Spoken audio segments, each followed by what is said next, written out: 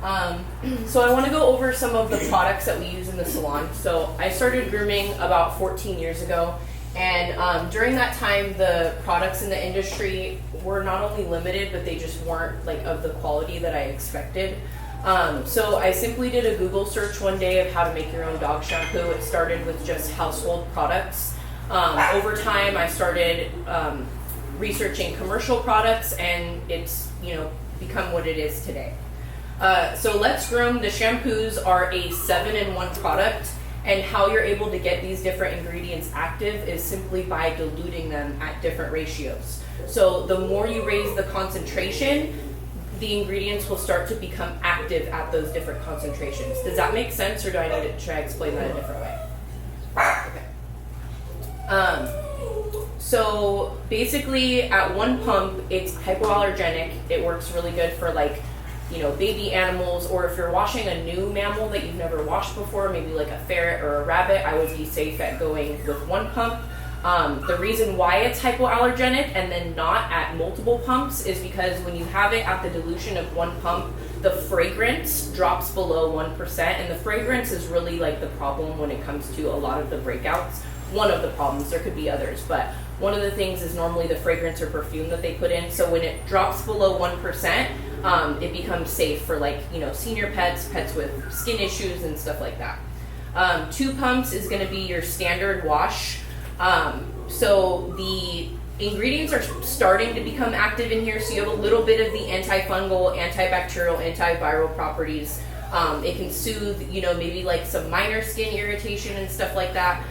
But 3 and 4 pumps is really where you want to bring it in when it comes to like whitening, or when it comes to a dog who's filled with hot spots. You want to do that 3 or 4 pumps because you're going to have the highest concentration of those medicating factors.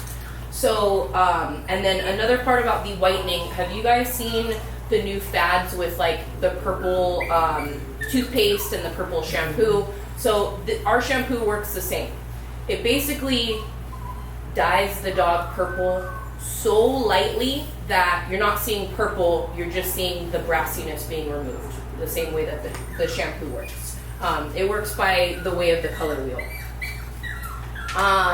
Purple being the opposite of yellow. Exactly, yeah. So, and then 5 pumps is going to be your flea and tick killer. So at this rate, fleas and ticks, normally we say like 5 minutes, but if there's like a huge infestation, I would say wait about 10 minutes. Question. Yeah. What do you use for skunking? For skunking, I know that. We know that. that's why we have kind of some of the household stuff in the salon. Yeah. So I would use 5 pumps of the shampoo, and then I like to add things like hydrogen peroxide, vinegar, an essential oil, and baking soda, and then I let that sit for a while. Okay. All right. Hey, everybody. Hi. All right. So the first class we're going to do this morning is skin and coat, kind of the science behind the skin and coat and how it works. I think it's super duper important that we learn this because it's the foundation of everything that we do with the coat, right? Like, if you want healthy coat, you need healthy skin and a healthy dog. And part of our job is literally to treat the coat and also the skin. I think that when you take the responsibility of another person's beloved animal into your care, it's a big responsibility. It's your responsibility to be as educated as possible and to always do the best job that you can, and for their health as well as their appearance, right? We all know we're not just here to do the look of the dog, although it's a big part of it. It's also about the health and well-being of the animal. So the more that we know, the better we can do that. Now, the caveat before we start is that we are not vets. We cannot diagnose any type of medical situation, but we do tend to see a lot of stuff repetitively, and we all probably have stories where we've caught something that the owner and the vet didn't, and that we've been able to help an animal that needed it before anyone else saw those signs. So being really up to date and educated on the skin and the coat as well is all a part of that. So, and then also on the first introduction is that the skin is the biggest organ on the body. So it's a pretty important part of the dog, and it affects a lot of other parts of the dog. So we'll take a look at the skin. The first thing is all living things need 4 things to survive. Angela, can you read out what those 4 things are? Oxygen, food, protection, and water. Yeah, so every living thing, not just as a whole, but even the individual parts and the skin also needs oxygen, food, protection, and water. The skin acts as the body's protective barrier. Without it, life would be impossible. This protection works on a physical, chemical, and microbiological level. The skin acts as a barrier of protection by keeping good things in and bad things out, and is responsible for exchanges through that barrier using secretions. The sweat glands and sebaceous glands produce sweat and sebum. So sebaceous glands produce sebum. Together they form a protective fluid or mantle on the surface of the skin, and that's made up of fatty acids and oils. Now, sebum is kind of just oils for the most part. It's got other chemical properties in there, but for the most part, it's just the oil that sits on the skin as a barrier. Not only is the sebum there to provide protection, but it also supplies food in the form of vitamins, minerals, collagen, protein, all kinds of things, and for moisture. Sebum is literally the magic that keeps all of the skin in perfect balance and harmony. So, unlike our skin, a dog's skin does not have blood supply that comes to the uppermost layers or epidermis to supply it with food and water. It completely relies on the sebum for this. So if you were to get a little paper cut on your arm and it's super superficial, not deep, you would instantly see blood, right? But if you've ever scratched or nicked a dog or cat, it's more just white and maybe you don't get blood right away. That's because that very, very top layer of skin doesn't have blood flow going all the way to it. It's relying on that sebum to keep it, fed, water, and protected. And then, of course, that sebum also seals the skin against outside harm like bacteria, fungus, sun damage, allergens, and toxins. So you can start to see why sebum on the skin is so very important. So have you guys ever seen like the classic pit bull that presents with super itchy skin, and maybe they don't have obvious signs of yeast infection, but they're just always itchy and dry? So that's because they've been stripped usually of that sebum, or they're not producing enough of it through their diet, so they always have dry skin.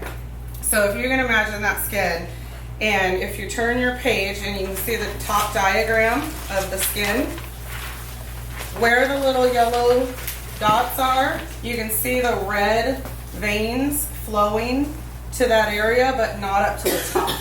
So if you get dry skin and the skin surface starts to crack a little bit and it's open to the air and it's dried out and doesn't have any sebum, you do have in that top layer nerve endings. So now those nerve endings are exposed because that skin's so dry it's cracking open, and this is where we start to see that itchiness in the skin like that. So you can see that there's 3 layers to the skin. We have the epidermis, or the uppermost top layer, the layer closest to the surface in the air. This is formed of keratinized cells. So keratin, who knows what keratin is? Tiffany? Do you know what keratin is? Like the actual chemical makeup? No, but I know. No, but when it comes out, it's like fingers and fingernails and hair, right? Yes. Yeah, so there are little individual cells of keratin on that top layer. And they provide the physical and chemical barrier. The next layer down is the dermis, and that's responsible for flexibility, pigmentation, structure, and sensory perception. So we do have the nerve endings in that layer right there. And then the panniculus, which is also known as the subcutaneous fat, regulates body temperature and prevents disaster in the body. So this is where dogs are going to store fat in case of famine, and when they're starving, they'll burn that off and use it to live off of. So we'll look a little bit at the individual hair follicles, and we're going to go into more depth about this in the hair section as well. But there are multiple hairs in each follicle. There are primary hairs and then multiple secondary hairs. We can also see that both the epicrine sweat gland and the sebaceous gland deposit directly into the hair follicle, producing the sebum. So these glands that produce this oil, the sebum, aren't just pushing it up onto the skin itself. They're pushing it out through each individual hair follicle on the dog. These are directly into the hair follicle. The sebum is deposited and moved to the skin from the hair follicle. Also note in your diagram, I'm going to flip back to the previous page, there is a piliferous muscle or erector pili muscle. This amazing little muscle is what allows the pet's hair to stand up and lay flat. Remember this muscle for later. So when you look at your diagram, it's going to be in pink on the top diagram. It's that little pink muscle. So each and every hair follicle on the dog has one of these little muscles coming off of it. This is when you see a dog raise and lower its hackles. They're using that muscle to move the hair. Within the epidermis, there are keratin cells. These cells start out at the bottom layer, fat and round. As they move up to the surface, they flatten out and become dry. This is what dandruff is. Shampoo comes along and it goes, whoop, and it encapsulates that dirt or oil, and then when you rinse, it flushes it off the animal. So if you put conditioner in with the shampoo grabs onto all the conditioning things in the conditioner and encapsulates it and keeps it from reaching the skin, and then you wash both off. So two things happen. Your conditioning, the moisturizers in your conditioner don't reach the skin, and your shampoo has already spent all of its mojo grabbing those oils from the conditioner, so it's not pulling it off the dog's skin. So always, always, always do this. 2 separate steps. Completely rinse your shampoo and then apply your conditioner. Kind of like our own hair, though, at that point. Yeah. Do you have a preference on before or after? Because I hear a lot of groomers say, like, if they don't want to weigh down the coat, they'll do conditioner first and I've then heard that shampoo, too. or do you prefer doing it after? So the only reason I would do conditioner before I shampooed is if I had an incredibly oily, greasy dog. Yeah. So some of your Yorkies get in a cycle where they're actually dry skin, so their body reacts by producing a ton of oil or Right there is sebum, ridiculous. and then we go, oh, I need to degrease them, strip it off, and their body just does it more, and we're in this cycle. So I like to use, so oil attracts oil, right? So if I have oils and humectants in my conditioner, I would use that first, really get that conditioner scrubbed in there. That oil is going to grab the oil on the dog, pull it into the conditioner, and you're going to rinse that off. Then I would do a shampoo, then I may condition again, because it seems counterintuitive, but that conditioning is where that's going to start fixing that problem, as well as diet. But we only have control over so much, but we can have a discussion with the owner, right? If I had like copper ears that I can never dry and they're super oily, I would just put conditioner straight on the ear and really work and rub it in, rinse it out, and then do my regular shampoo, rinse, condition, whatever I'm going to do after that. But as far as if there's no reason to, I wouldn't condition first and then shampoo after. There'd kind of be no reason to waste the product unless I were trying to pull greasy oiliness off of the coat first. Alright, so now we're going to go from skin into hair. Even though they're interconnected, we are talking about 2 different things. So a dog's hair serves many purposes beyond giving it character and beauty. Hair provides protection in the following ways. Miss Jamie, would you like to read out the ways that hair protects the dog? Camouflage, injury, environment, toxins, and allergens, immune system, and temperature control. Yeah. And a little extra note there, the thicker the dog's hair, the thinner and more sensitive their skin is. So if you have a husky, you ever notice sometimes when you're brushing out your huskies and they're like, ow, ah, ah, and they literally have way more sensitive skin than say like your Yorkies and little tiny teacup dogs. They feel that. They're not doing it for no reason. Their hair is there to protect it instead of it. Whereas on the other side of that, a pit bull, I mean, I used to be able to pick my pit bull up by the skin on her back and neck. Like it's a hide, right? Like a cow hide. So a quick little verb on the hair as far as things we do to it. The immune system and temperature control is a part of what we do when we shave dogs. So I like to think of it as, you know, if you picture like a wolf or a wild dog.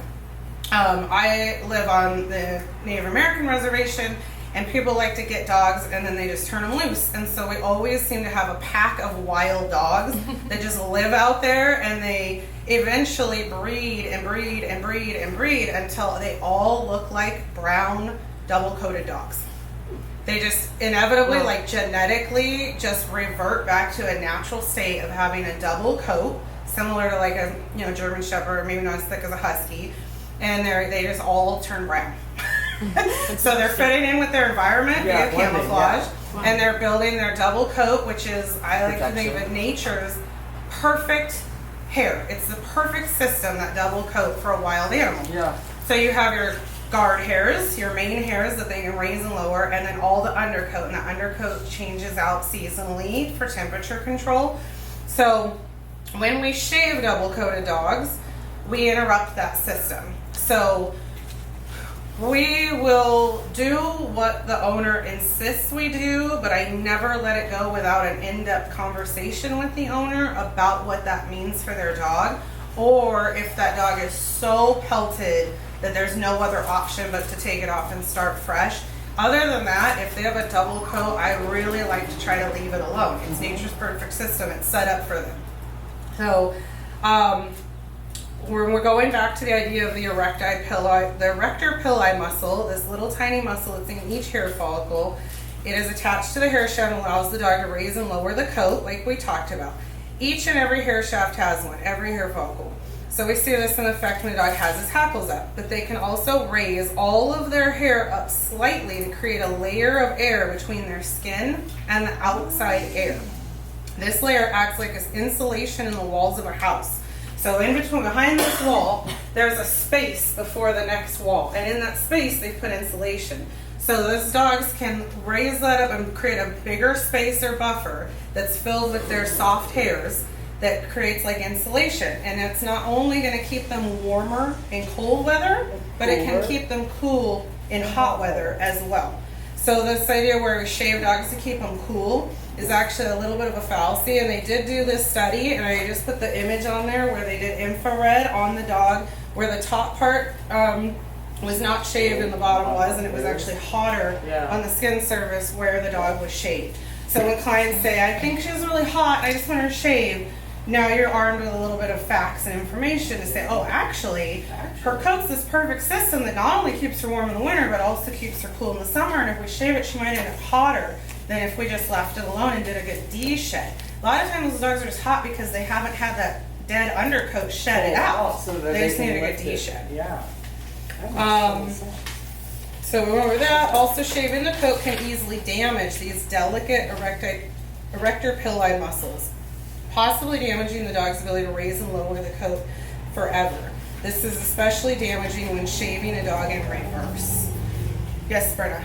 I kind of just would like to add with the double-coated dog shave down that when I'm having this conversation with clients, it is also often helpful for them to know that it's not a haircut that ages well for their lab or their German Shepherd, that older pets also have a really hard time with that kind of in-depth grooming. So not only are we damaging it in like the short term, but then also committing to that for the long term. So in a lot of ways, it doesn't actually benefit the dog the way they think. I just wanted to add that in. No, that's brilliant. Yeah, if somebody has an Australian Shepherd or a Husky, an old German Shepherd, and we've been shaving it, they may get to a point where they just physically cannot stand for that long of a period of time to do that shave down. Yeah. So that is a good point to raise, that like we may not be able to sustain this, and then the coat's going to be kind of ruined because those guard hairs have been cut for so many times, they may not grow back. And sometimes it doesn't grow back correctly, like on the, Shepherds. As soon as when owners aren't seeming to feel me on like having compassion for their animal, that like this isn't the best thing for them,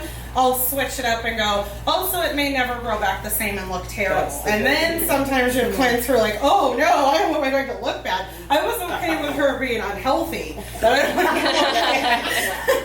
So sometimes you gotta kind of manipulate nicely through clients in order to do the best thing for the pet, right? Like at the end of the day, we do no harm, and we're always advocating for each pet. And then the immune system. So dogs have unique cells in their skin called Langerhans cells. These cells directly inform and influence the dog's immune system. When we shave a dog short, the sun damage to these cells can wreak havoc on the immune system. Some studies have even shown correlations between the double-coated dogs that are consistently shaved short and cancer. So when their skin is not, it's a double coated dog and that skin's not supposed to see the sun. When we shave it, sometimes those cells are directly linked to melatonin cells and the immune system. So if the skin freaks out and gets sunburned, and it sends information to the immune system saying, oh, we're burned, we're in trouble, and the body will start overproducing melatonin, and sometimes it starts to even produce cancer cells in response to this because the whole immune system's kind of freaking out. Shedding starts usually at the rear of the animal and moves forward as they start to do a big coat dump. Hair loss is cyclical and consists of 3 phases. So cyclical meaning a circle. So we're always in a cycle of the shedding. So each individual hair follicle is going to start out in the anagen phase. This is when it's just beginning to grow that hair and it's still attached at the base of the follicle, and it starts to grow and then bud out of the skin and come out and saline. Once it's out and it's hanging out, it's still attached, it's still being fed nutrients, and it's like a little teenager, if you will, just budding with life and hanging in there, right? Then we're going to hit the catagen phase. This lasts about 3 weeks. It's now detaching from the follicle base, so it's no longer going to be being fed the nutrients. It's going to be relying only on the sebum that's being deposited into that hair follicle to keep it moist. And it's detached, but it's not yet maybe ready to come out. It's just sort of hanging there. And then that's going to quickly move into our telogen phase. And this is where that hair follicle is actually detached, it's dying, and it's going to get ready to come loose and shed out. And that's what we evolved. Canvas, we're working on a live being with, I believe, a spirit, a soul, and emotions, and they have fear and joy and everything just like we do. And so it's important that you check yourself and your energy that day and think about the energy that you're feeding into that animal that day and how it's affecting that animal and reverberating back to you, and so on and so forth, right? I always encourage just take a breath, take a moment to connect with that dog. Sometimes I'll have them on I'll just set them down on the table, and sometimes I'll just sort of wrap my arms around them gently and just take a couple breaths, or just, hey buddy, how you doing today? I know you really want to get going home, but we're going to get this done together and get out of here. Sometimes just that moment of giving them that energy, that acknowledgement that you see them and hear them and you're there with them. I do think that energy flows from you to that animal and vice versa. And it might just give you a moment to take. Sometimes when I do that, I'll see and hear them take a breath and relax their muscles for a second. And then you're just going to have a better experience yourself. They're going to have a better experience. Every single thing we do with every dog every day is training that dog. And if you're training them to be anxious on the table or to get moved around rapidly, you're training that dog. And that's going to compound on that dog, groom after groom after groom after groom. And maybe a year from now, they've had 6 to 12 grooms. And now they show up and they're anxious and they're trying to get off the table and they won't stand still. And then you're frustrated and they're frustrated, and it just snowballs. So take a minute to really connect with each and every dog. Dogs are energy readers. And if anyone in this room doesn't believe that, then maybe you should be grooming. They read energy, they feed off of it. So think about every day, what energy are you putting off? What energy are you giving those dogs? And ask yourself, how would you like it? I always like to kind of say, what if you went to the dentist, nobody said anything to you, they walked you over by the arm, shoved you down in a chair, strapped your hands down to the chair, and just started working on you without a word? You would be terrified, mad, you'd fight back, maybe bite them, right? It'd be an awful experience. Versus if they acknowledge you, hi, how are you today? All right, here's what we're gonna do. Here's how we're gonna do it. Let's come over, sit down, relax, and walk you through it. It's a totally different experience. Dogs are no different. They're not stupid. We all know this. They feel everything. So I like to tell them what I'm gonna do. I don't just reach for a foot to pick it up to do nails. I start out petting their shoulder and run my hand down their leg and then pick up their foot. And another little mantra I like to say is, slow is smooth and smooth is fast. This is something they teach snipers in the SEALs. You don't rush through anything. You rush and you start making mistakes. We nick dogs, the dogs get anxious, we get more anxious. You don't need to rush. I know we're on time restraints, every dog, every day, every minute of the day, but take a breath and remember, slow is smooth and smooth is fast. It's smooth, do it once instead of twice in a hurry. When you're blow drying, use cotton balls in their ears and a happy hoodie. Blow the air away from the nose and ears and eyes. Turn it on low, remove the nozzle. Just take an extra moment or step to be kind and make them more comfortable, because it saves a lot of time in not fighting the dog on every groom. And that dog that's fighting, you know, is going to get worse every groom, right? We don't fight dogs. I know you've all seen groomers online, groomers in other shops and past employments. We do not fight dogs here. This is stupid. It's a losing battle. It makes everybody uncomfortable. It makes the dogs uncomfortable. It makes you have a horrible day, and there's no reason. So if you can't take a break and check yourself and come back with a calm energy, ask for help. Ask for a manager. Ask for an employee next to you to help you hold, to, you know, laugh with you a little bit, defuse the situation. If nothing else, put it in a kennel and just take 5 minutes, go get a drink of water, have a cigarette, whatever you do, and realign. Dogs are energy readers, and then remember, huskies can feel a fly land on their coat. Dogs can feel your most gentle touch. Prep work. This is my biggest thing that I will ride until that horse is dead. You cannot get a good haircut without clean, dry, combed out coat. I don't care what kind of dog it is, what coat texture, if it was matted or not matted or what the heck. If that coat isn't squeaky clean, dried properly, and completely brushed out, you're going to get a good haircut. It's just not going to be the same. Don't even think about getting your shears out until the coat is completely combed out and the stand dryer is your friend. So we all have dogs that have been traumatized from their lifetime of grooming that can't handle the dryer. It's okay, take them to the table, use your stand dryer, hold them, coddle them, take a brush and fluff dry them. You'll get there eventually. And it's going to pay off in the end, one, in your finished product, because your coat's going to be in good shape to do that haircut, and two, that dog's going to get better and better for each groom and blow dry instead of worse and worse. Okay, we're going to always stand back a little bit and assess the dog as a whole. So before I start any groom, I look at him, I kind of think this is like my raw chunk of wood that I'm going to carve, whatever it is I'm going to do out, how am I going to do that? So look for balance, proportion, and symmetry. Is there anything you can do to help these faults look less obvious? Focus on the silhouette or outlines. When I say silhouette, if I were standing here and I had a light behind me and all you could see was the black outline of me, that's the silhouette. Have fun with adapting breed standards, Asian fusion styles, and other things that bring the dog character. And like I said, we're looking at the images. Play with the ideas of balance versus exaggeration. Visor.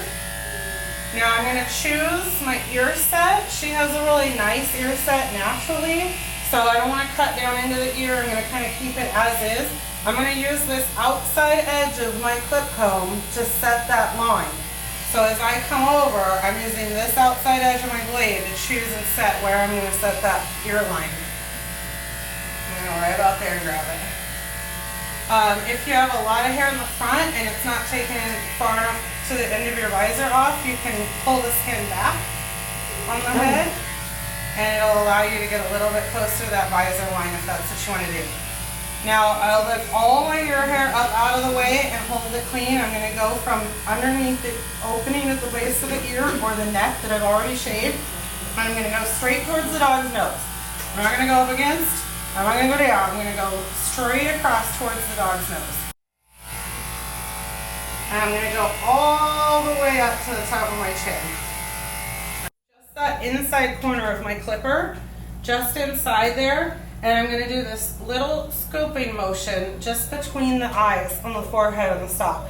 Not far, and I'm going to kind of scoop out and blend, but I'm just going to clear out that little bit. And then I'm going to turn my clipper around, and I'm going to do just in what I call the ditch, which is this lowest crease under the eye, just at the inner corner of the eye, no further. So I'm going to start with just that little inside corner of my clipper and do that little scoop. And when I blow that loose hair out, it's starting to open up between the eyes.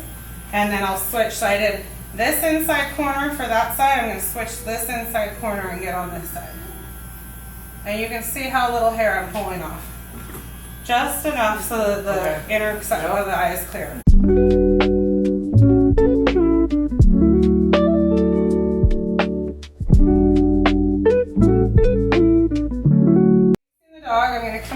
just cut this little C right on the outer edge of the eye right here. And it's just the outside, and you can still do this and keep your eyelashes. And I'll do it on this side as well. So when I look at her in peripheral, I can see her eye from the side, right? On both sides. Everything's straight out. So when she turns to the side, see all that sticking out towards the nose? To the nose, that's my line. You guys can see it's like right. Take the hair off of her muzzle to the nose pigment line, which is right there. I don't know if you guys can see. And she's been exceptionally good. Sometimes when they won't stop licking, if you gently blow, they'll suck their tongue in and close their mouth. And then I will hold top and bottom, their mouth closed, and keep their tongue behind their teeth while I'm scissoring this lip line to make sure that they don't snake it out. So I'm going to choose to be about a ½ inch from the bottom of the pigment right here. And I'm just going to do that pretty much straight across and set the length. And I want to make sure I'm blended well from that chin length into my jawline and neck that I've already clippered. All right, the 4. So I'm just going to go right over that ear line and take it down. And then here's where, because she shoots it straight hair, my clipper doesn't want to pick up the hair on the top and the front of the visor. So I'm going to stretch and Shih Tzu's got real stretchy. So I can stretch it back. Now a little caveat here with Shih Tzus, you know, some of them, their eyes are already halfway out of their heads. So do be careful. You don't pull their forehead skin back so far, one of them wants to pop out. I have literally seen somebody scruff a Shih Tzu to the point where the eye was Their eyeballs are almost out. Yeah, I've seen that before too. The girl who taught me how to groom, when doctor did, she pulled it back and the eye actually fell out. She had to pop it back in. So yeah, it's real when they say. So I'm going to be really gentle, but I would not. We're not serious about your eye popping out there, puppy. To hold my dogs by their chin hair and lip hair as I'm working. Going back to the beginning of this demo, I do not fight dogs. So if I'm trying to hold, and they don't know what that is when you hold them by their chin or lip, and they're fighting and doing this, stop, don't do it. Like, it's just going to be a nightmare. They have to learn how to be held like that. She is owned by the daughter of, a groomer, or the mother of a groomer, so she's used to being groomed. She's a little bit kind of turning around like, I don't think I like that. So I'm using the pressure to be like, gentle pressure. If she starts to pull away, I'm going with her, but I'm not letting go. Yeah. What she's going to learn is that moving her head around doesn't get me to let go and she doesn't get her way, but I'm not holding onto her and holding her face in one spot by her chin hair. Nobody would like that. I'm just not letting go, but if she moves her head, I just move with her. So I'm going to kind of make her look a little bit more elegant and slim if I take it a little shorter on the bib. Good girl. Of course, normally she'd have a 5 or a 4 all over would clean that up. So what I'll do, if I put a loop on a dog and I do it up too high, look at her body language. I'm not pulling to where she can't breathe, but this is uncomfortable, and after a couple minutes she's going to be like, stop, and she's going to start fighting it. This is not where you want it to be. I like a little play. In my loop, that's where you would want to be if you were the dog, right? A little room to move around and feel comfortable and breathe and be okay. I think if you create tension here, you create tension in the dog because they have no choice. Does she have eyelashes on a save? Yeah, let's save her eyelashes just for fun. So when I do my eye corners, if I want to save the eyelashes, I'll kind of separate them and I'll hold them down with my thumb gently and then create my little C at the corner of her eye. Keep your eyes shut. I'm going to create it a little deeper above the eye. And then I'll come in with my thinners and blend that in.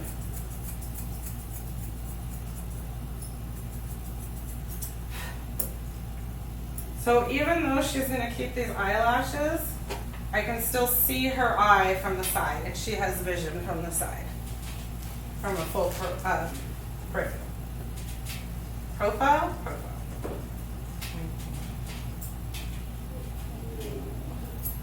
Alright, gotta get your sun cut her eyelashes if I'm gonna save you. Good girl. Alright. Just blend that little C into the side of my head. Okay.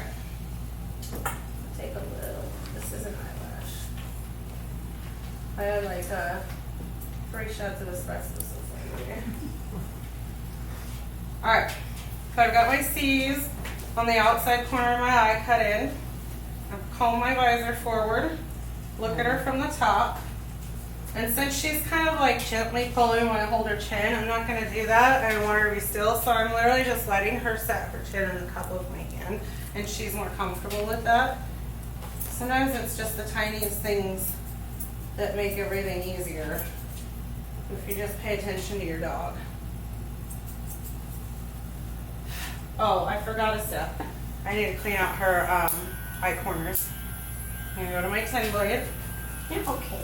Are you sick of me already? We just got started. If they're really not about the clippers coming in, hold the clippers running in your hand and use a finger to just pet and be like, good dog, and you can kind of desensitize them, and then they'll usually make them realize like a liar. They'll let you kind of get in there. Nice and round, a little shorter than on the other dog. And then, yeah, I'm going to have to take this and smooth. I just want the hair on the top of her nose, like, even. But I want to take all the length off. Okay. Good girl. So we're kind of opening up the eyes there. Now, I'm going to go ahead and do the kissy spot on her lip. We'll see if she lets me shave it. I doubt it, but we're going to give it a try. If she doesn't, I'll scissors. You already are like, what are you doing? Alright, so I'm going to blow in her mouth to get her to close it and put her tongue in, and I'm going to hold her mouth shut on top and bottom with my thumb and forefinger. Good girl, she closed it. And I'm just going to lift that hair up out of her lips. I'm going to desensitize her a little with my finger. Oh, she's not about it. So I'm going to try to just scissor. I have a little more control with my scissors. And I want it all the way to the skin. If you commit to this, you got to commit to taking all that hair off, or it's going to look kind of funny. Don't you get that time? Show you on this side, but. So I'm still kind of being aware of the rest of my muzzle, so I don't overcut that. Everything sticking out at the base of that ear opening, off. Tickles. Sometimes if they do that, they don't like the sound of the scissors cutting hair into their open ear. Put your thumb completely, or like plug up their ear with your thumb. You can still get to the hair underneath the ear and on the cheek, but it buffers that sound or that tickling, and you can still get in there. Good girl. Yeah. Yep. So I've very purposefully stretched out, shaped the back and bottom of the ear. Now as this sits natural on her, You're just cutting that one little piece on that bottom going into that turn. yeah, it's like the bottom Yeah. half of the ear. Yeah. And see how now I Perfect. haven't taken it too short and I can't like Yeah. smooth it and fix it. Perfect. I mean, you can always take more hair off. You can't glue it that way.